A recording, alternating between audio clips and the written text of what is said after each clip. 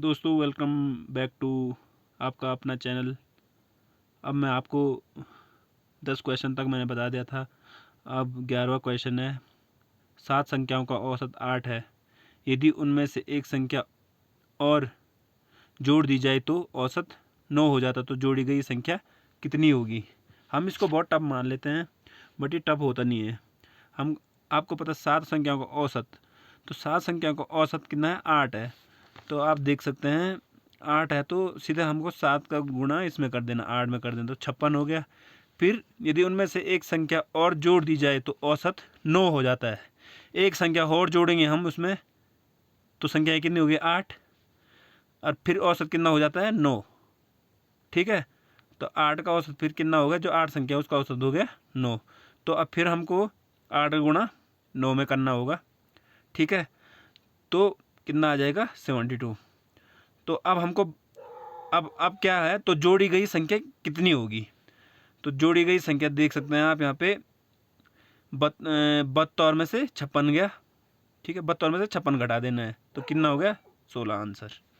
ठीक है, अगर नहीं अगर आपको समझ में नहीं आ रहा है तो आप कमेंट बॉक्स में बताइए, मैं दोबारा वीडियो बनाऊंगा आपके लिए।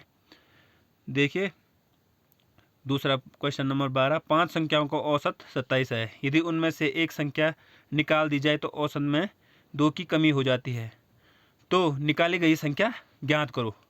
5 संख्या का औसत है 27।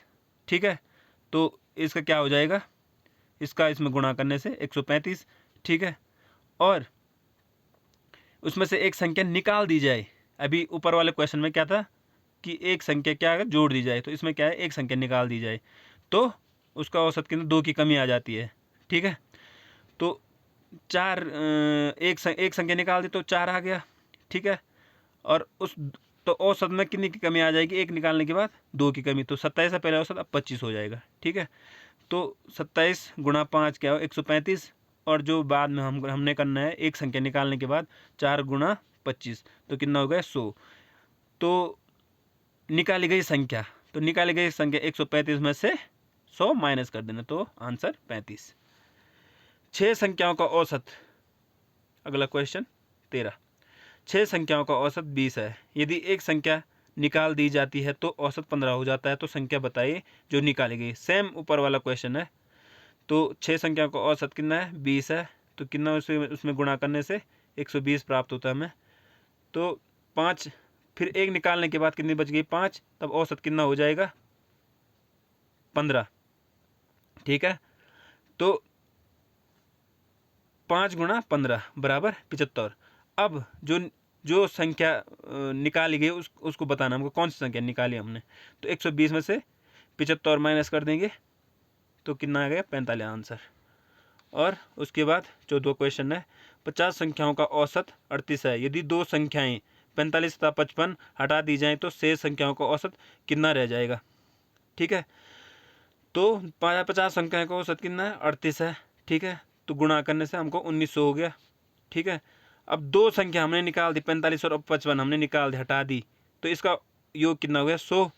ठीक है, अब 19 में से 100 घटाना हमने, फिर हमको 1800 बच गया हमारे पास, और दो संख्या इससे हटाना है हमने। ठीक है, अब 48 बच जाएंगे यहाँ पे संख्या, तो 48 का कितना है, 1800।